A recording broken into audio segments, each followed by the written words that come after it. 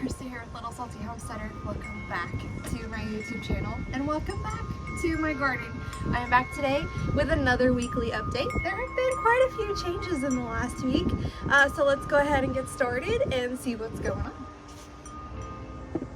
Okay, we're starting over here in the tomato patch like we usually do, and this is going to be the area with the most significant amount of change for the week.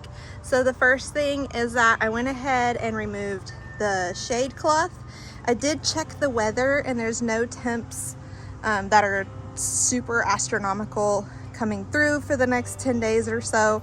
So I went ahead and decided to take it down to give these tomatoes a little bit more room to kind of spread out and grow and be happy. The other significant change in here is that I re-trellised all of the tomato plants. I hammered in these stakes and got the tomato plants tied to those, and then I re-ran the string trellis across down. My plan is to cut some of these zip strips so that the tomato plants can spread back out a little bit, but I wanted to make sure that they had that good anchor first before I did that. And I wanted to make sure that this trellis was evenly run down the line as well, because the trellising got a little bit away from me this year for the tomato plants. And if you saw last week's update and any previous update, they were just kind of flopped over and just, you know, growing kind of sideways and stuff. And you can see they're much taller than both my stake supports, my T-post, and these that are hammered in. So it's still going to be a little bit wild, but it does certainly look a lot neater now. I also pruned off dead, infested, sick stems and branches off of all of these tomato plants, so they look kind of naked kind of most of the way up the plant. But that did increase the airflow quite a bit. You can see there's still quite a bit of green, healthy growth here. There are lots of blooms that are happening, and I've also fertilized all of the tomato plants too. So we should start to see the fall run of tomatoes come through here. The other big change for this bed especially is I pulled out this big blue spice basil that was on the corner here. It was kind of drowning out the two broccoli plants and the cauliflower plant that were planted in here. So I wanted to make sure that they were able to get the sunlight, and I just have so much basil growing throughout the whole garden that it's not, you know, I'm not gonna miss having it out here to come harvest fresh basil.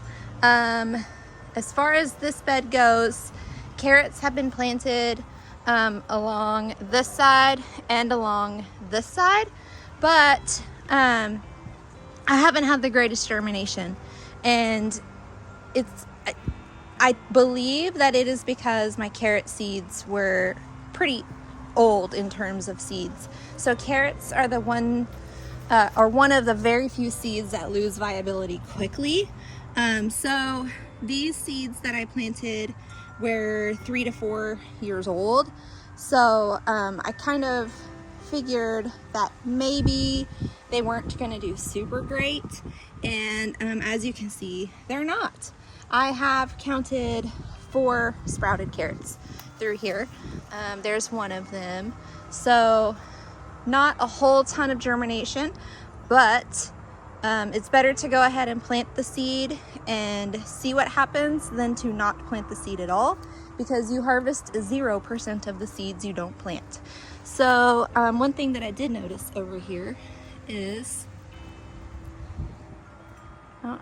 that is a little teeny tiny hornworm. That's a little hornworm. You can't really tell, but there's a horn on the right side of that caterpillar sticking up. So I'm going to go throw this guy away real quick. All right, so that was a little teeny tiny hornworm, and it was just luck that I happened to notice it because it was super small. I will say that with the cool down in temperatures, we will start to see less pest pressure in terms of the spider mites, flea beetles, hornworms, those things that can really decimate your crops very quickly. One pest that we are going to have to be on the lookout for in the fall and winter here, because our winters are relatively mild, is going to be the cabbage moth. Now, it's a really cute little moth. It's white and it has black spots on its wings, but its caterpillars can be quite decimating to all of your different brassica crops. So the best course of action, of course, is prevention by using insect netting. But because I have fully mature plants in with baby plants, insect netting isn't going to be as feasible for me. So I'm just going to have to use the maintenance approach and just come out and hand pick them as I see them, hand pick eggs as I come across those, to try to reduce the amount of pest damage that I'm going to incur. Now, once we start to receive super hard freezes, we should not have cabbage moths until we're out of the danger of that again. But because we have such mild winters here, we may not even see super ridiculously cold temperatures until January or February. Sometimes it happens in December, but it's, you know, you just never know with North Texas weather. Anyway, that's just something to kind of be aware of if you are also growing a fall garden in North Texas. Cabbage moths are likely going to be the pest that you have to deal with the most. One other change that has occurred in these 3 beds is I planted the Chinese Hilton head cabbage in this back bed in between my eggplants, and it looks like they're kind of getting nibbled, probably by roly-polies. So that's something that I need to keep an eye on a little bit.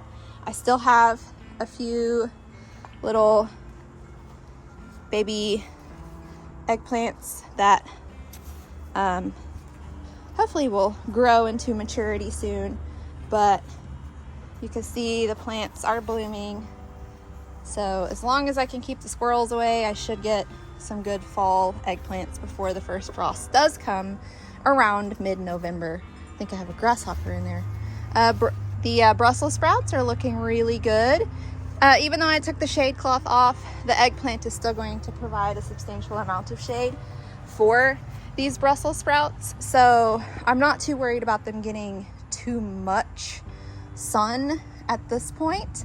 Back in whenever I transplanted them in, that was definitely a concern, but since it is starting to cool down a bit and these eggplants are so lush, they are getting a good amount of shade. They'll only get a bit of just full direct sun per day. So that's the biggest amount of change for these 2 beds. This bed has had a few more collard green plants transplanted into it, and they're looking, they're still undergoing a bit of transplant shock. I transplanted them in the rain the other day, so we will see if they bounce out of it. These 4 are looking much better than they looked last week, and I have also direct sown a few seeds along the front here. So I have direct sown some cilantro and I think mammoth dill, if I remember correctly. And then farther down here, I have, you can see the little pits where I have direct sown stuff. Farther down here, I have direct sown, giant winter spinach, I believe is the name of the variety. If I'm incorrect, I'll put the word blurb up here, but giant winter, I think, is the name of the spinach that has been direct sown in here. So keeping the soil moist, watering well so that the moisture level is deep enough to help all of those seeds germinate, and a little bit of good old-fashioned sunshine should have us seeing sprouts here in a few days. I did have some volunteer basil pop up. I'm pretty sure that this variety is either lime or Persian. We'll see as it grows a little bit more. If it develops purple, then it will be the Persian variety, which was planted there. If it stays green, then it would be the lime variety, which was right here. And I am removing tags as I come across them because I am really going to try not to use them anymore within the garden. Over here, there has also been a substantial amount of change from last week. Obviously, the okra in this bed is still standing tall and proud and beautiful. We can see some blooming there, and there's some that needs to be harvested farther up the plants. Some things that have been taken out of this bed are those oh so prolific banana peppers that were growing along the front here. And then there was a marigold planted right in the middle there that half of it was dead and the other half was struggling. So I just went ahead and cut it down and removed it. So what has gone in its place, I direct sowed beets into this bed, I'm pretty sure. I didn't write it down when I did it, so sorry, my camera cut off. I'm not exactly sure why. So beets are along the front here. If I remember correctly, it was touchstone gold that's over here, and then the bull's blood that is over here. Of course, whenever they sprout and start to develop their bulbs, then I'll know for sure exactly what they were. But until then, that's what I believe I direct sowed into here. I did it in the rain, so I didn't have anything out here to kind of write things down because I didn't want my stuff to get wet. I didn't even have my phone out or anything, and I had all of my seeds, my seed packets in my pocket to keep them dry. So as best to my recollection, that's what's in the front here. This okra, I just wanted to touch on it for just a moment. This is probably my favorite okra variety that I'm growing out of all the different types that I have. This one is white velvet, and as you can see, it's a pretty bushy plant. It gets really pretty big. It's really prolific. The okra stays nice and tender even whenever I am a little late harvesting the pods and I get to them a day or two later, just, discover it randomly in amongst here. It has a really nice flavor. It pickles really well, and it also has like a peach fuzzy type texture that I really like. You can't really notice it whenever it's cooked or anything, but it's just kind of a fun textural difference compared to the other varieties of okra. But that was my last seed that I planted this year, so I will definitely need to get more to be able to continue to grow it, because as I was saying, out of all of the ones that I grow, that one is currently my favorite. These two plants are Jing orange. They're also fairly prolific. You can see they have bushed out a little bit, and there's okra growing on each part that it has bushed out from. So this one is also worth growing. It is a really beautiful red color despite its name, and it does really well in our North Texas climate. So if you wanted to grow a red variety, this one would be a good one to grow. That's Jing orange. Hill Country Red, also a good variety. This one was developed in Texas, so definitely a good variety for Texas. It bushes out. It has a really big, bulky main stem, as you can see. But each of the separate offshoots also will create more okra. So you have the potential to get several pods of okra from a single plant. I don't really notice much of a difference in texture or taste in this one compared to the Jing orange. But you can see that there's definite differences in the leaf structure. Like the Hill Country Red has the big, Land Before Time tree star looking leaves. And then this one has like illegal substance type looking leaves. I'm just joking. It doesn't look like that. How would I know? Yeah, both are worth growing in your garden at any rate. All right, bell peppers are still doing just absolutely amazing. Usually by this time I would have given up on bell peppers and just cut the plants off and chalked it up as a loss. But these are probably, aside from those mega prolific banana peppers, these are probably the plants that I have had the most success with this year so far. In terms of peppers, there's still several growing. It's about to have another bloom cycle, and I just come out here and I harvest them whenever I need them. There's one that's a really nice looking one. They've just been, oh, there's one that a grasshopper got to. They've just been such a phenomenal crop this year that I am just absolutely delighted with them. Here we go. Tons on this plant. Look at that. That's crazy. This is all the same plant. Crazy. Heavy hitter broccoli. I mean, broccoli. Just kidding. This is okra, y'all. Heavy hitter okra. Back here, this was the one that got damaged in the storm back in early June, so it's kind of playing catch up, but it's doing a good job of it. Also worth growing in your garden. Over here, this bed has quite a bit of change that has happened within it. I think this was the Eagle Pass okras. I think that's the name of these. They have been cut down. They were cut down for the last update as well, but in case you missed it, those are now gone.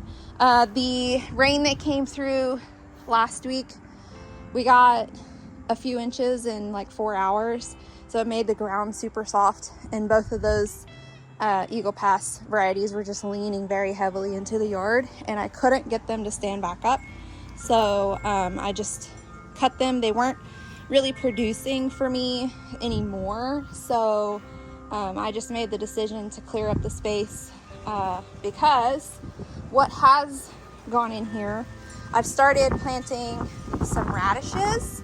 Masato rose and watermelon radish is what has been planted in here so far, and then there was some lemon cilantro, I believe, that was also planted in here, and the purple top turnips and the Tokanashi turnips have also been direct sown in here. I cut down the violet sparkle pepper. The peppers are really pretty, but we weren't like the biggest fan of the flavor of them, so I just went ahead and cut them down to make room for fall crops. And then let me set down my garbage. All right, at this end, the 2 Alabama red okras that I asked you guys what I should do last week. So at first I just cut them in half to see if they would like branch off and develop new growth, and they did not. So yesterday I just cut them down. You can see how thick the trunks were on those okras. They were just massive, literally like trees.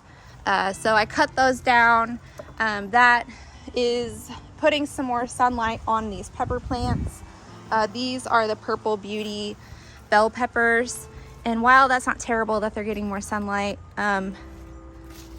hopefully it's not too much. Hopefully the temperatures have cooled off enough that I didn't just accidentally kill those Purple Beauty bell peppers. This one is a Ajvarsky, and you can see it's got several on it. There's one that's getting ripe there.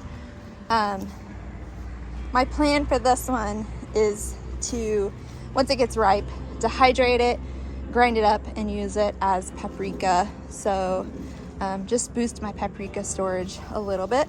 That's going to be the same thing with these Lesia peppers. That's the whole reason that I grow these. Shishitos I need to come out and harvest because there's several that are getting ripe on me. This plant just keeps producing, or there's 2 plants, but I pick them and then more grow like faster than I can come out and pick them again. That's insane. So if you want a prolific pepper plant, Shishito would be the one. Over here in the sunflower patch, it rained for 5 days. It didn't rain constantly for 5 days, but over the span of 5 days, we got varying amounts of rain. Some days it rained for 1 minute, some days it rained for several hours, but regardless, the sunflowers absolutely loved getting some rain all 5 of those days. We are starting to see some more flowers open up. This one, I don't even know if you can see how beautiful deep red that actually is. It just looks like a really dark brown from my end, but it's quite stunning. This one, really beautiful. When it opened, the red contrast was much deeper, but it's been open for a little while, so it's kind of faded out some. But these back row are really starting to put some height on now.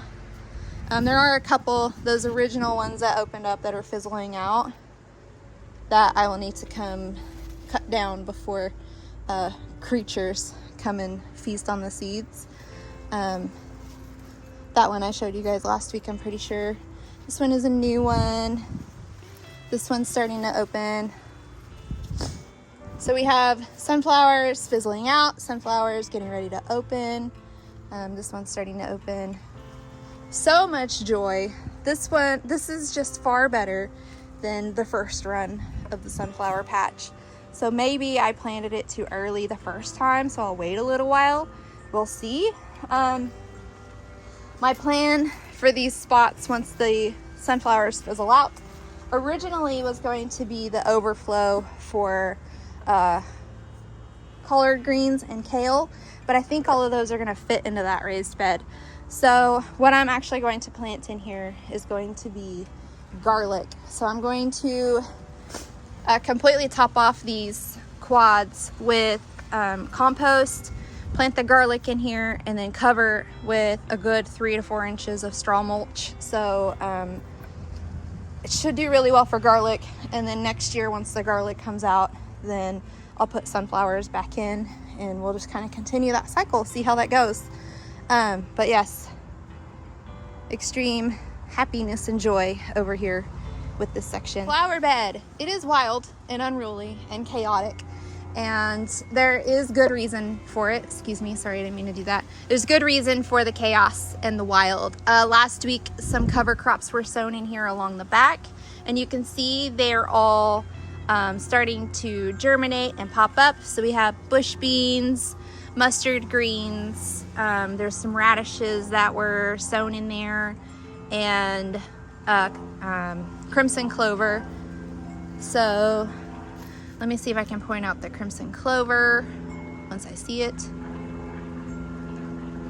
So this one here, that's crimson clover. A lot of this is going to be the mustard greens. That looks like volunteer basil. These are the bush beans.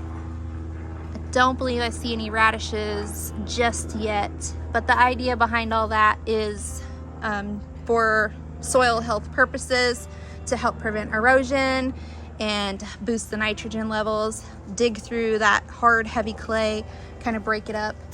And then what I believe to be marigolds. No, I'm not sure what this is, but it has sprouted like mad in this mulch, so I need to come through and get rid of it. As these cover crops get bigger, I want them to be a good 4 to 6 inches tall. Then I will push this mulch back around everything and spread it back out. I just moved it to get the cover crops planted. Sorry, I'm just pulling out all these little volunteers here real quick. All right, there we go, all better. But we do have other flowers that are blooming. So we have the gomphrena here. This is really cute. Lots of zinnias all the way down. Zinnias. These are the profusion zinnias. This one is the yellow-red bicolor, and as it fades, it turns into this pink bicolor. Really cute. This is the echinacea. I believe this is the green twister, whatever that one's called. More cover crops that are starting to come to fruition there. Marigolds. That pumpkin on a stick is ripe. It can probably be harvested, but I'm afraid to go in there because that's a pokey plant. I don't think I'm gonna grow these again because I didn't realize they were so violent. And I am not entirely sure that I want to risk cutting myself for cute plants. And that is really cute, but like I said, the plant is covered in thorns. They're on the bottoms of the leaves and up the stems and everything. Look, if you can see that. Ow. It attacked me. Really, probably defensive more than aggressive, but still. Yeah, I don't think I'm gonna grow these again. Although the plant did get really big, so that's cool. And then we have the same situation on this end of the flower bed. More flowers that are blooming, cover crops that are germinating and sprouting and all of those things all the way down here. This sunflower is just about fizzled out, so I could go ahead and cut that guy down, I think. Zinnias. That's a really pretty color on that one. So yes, a hot mess, chaotic smorgasbord of plantings happening in the flower bed, but it does have a lot of color and happiness in it as well. So if you look for the color and not the chaos, then that's what you'll see. Otherwise, you'll just see the chaos. Over here, we have cowpeas and field peas. You can see they're putting on several peas. If I can keep the squirrels out of them, then that will just add to what I already have inside, ready for New Year's Day.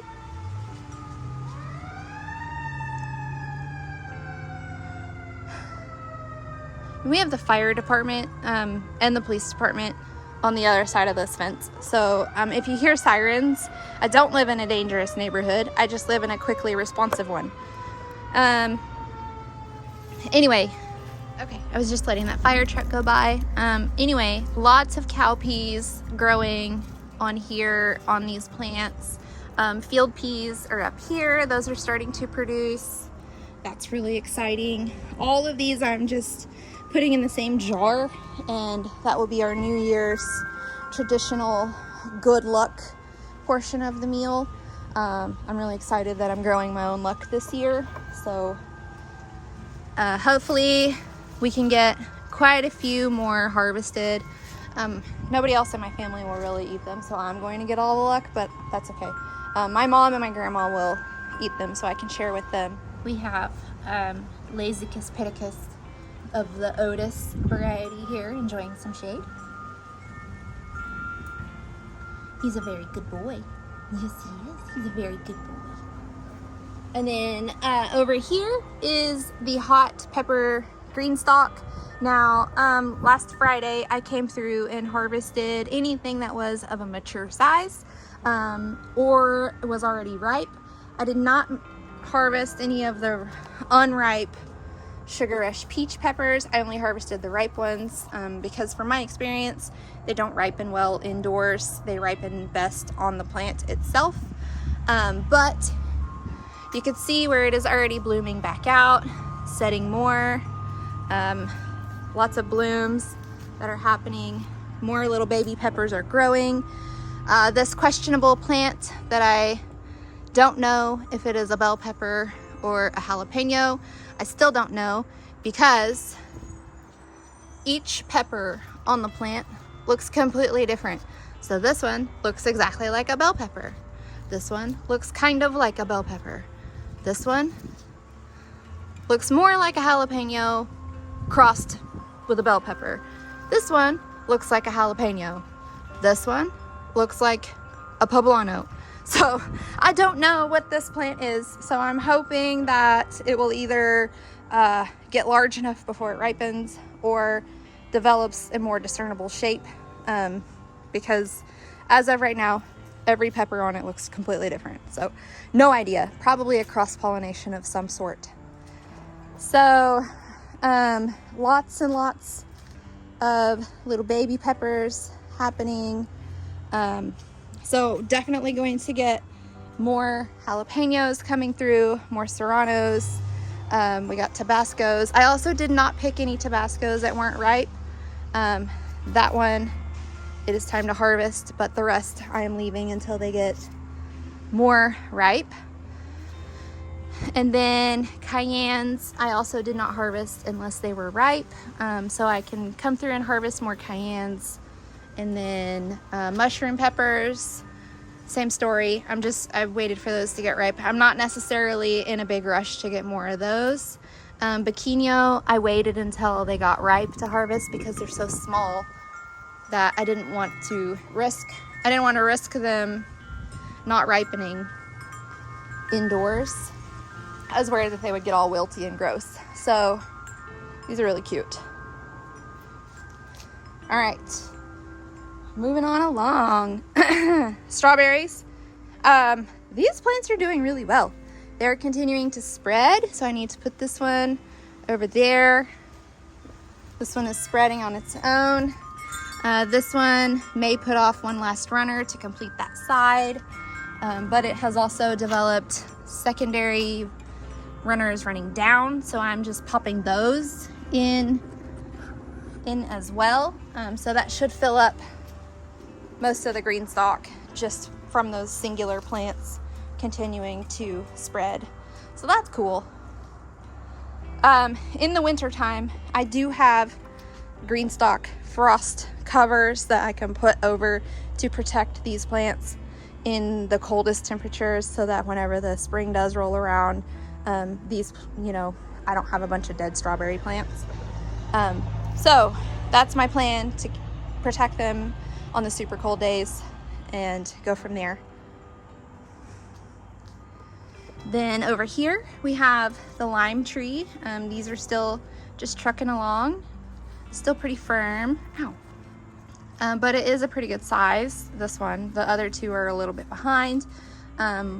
Again, once I harvest these limes from here, then I'm going to transplant this lime tree into this wheeled container, and then my plan is to put a lemon tree into this wooden container and kind of continue the cycle from there. Over here, this is like the random green stalk that sometimes catches overflow plants, sometimes has random volunteer plants, like it had a really beautiful sunflower volunteer here. Sometimes I'm very intentional with the things that I plant in it, like these dwarf okra varieties, and then some things have taken over, like the mint. So I will be cutting the mint completely out and putting it into a fabric grow bag so that I can contain it better. And then I did give the thyme a very big haircut, and it looks like I need to come through and give it more of a haircut because it still has spider mite problems. This may be one of those cases where I just remove the plant completely and start it back over from seed and plant it somewhere else. But I did give it a haircut. It looks really weird. It looks like a homemade haircut. I should have probably taken it to a barber. The Carolina Reaper is now putting on some growth since I gave the thyme a haircut. So I guess it just needed some more sunlight. Over here we have plants. This one in this pocket is Aleppo, and then I have a lemon habanero that has a little pepper on it. Oh no, that's the regular habanero with a habanero on it. And then another habanero down here. The plants look really healthy. They were just kind of slow to put on fruit, but that's been my experience with all of the super hot varieties. They don't produce fruit until later than the hot ones start producing. So really interesting finding. I did direct sow some bouquet dill into here, so we have some there and there. All right, so these are the plants that will actually get transplanted out next week. Not this one. This one gets transplanted out the week after. But the rest of these will get transplanted out on Tuesday-ish time frame. Here we go. Here is the cabbage moth that I was talking about. Right there.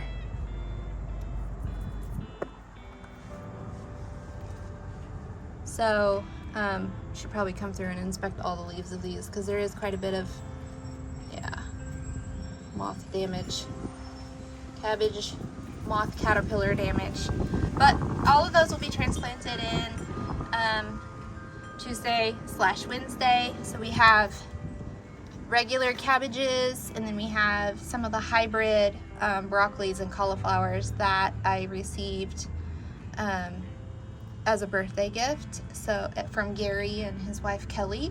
So super awesome, super exciting that these are going to be transplanted in. Now I never had the orange flame the flame star cauliflower germinate, so Of course, Logan helped me plant these, so I'm not sure if he even got seeds in there or what, but that's definitely something worth noting for whenever I purchase my fall garden seeds next year.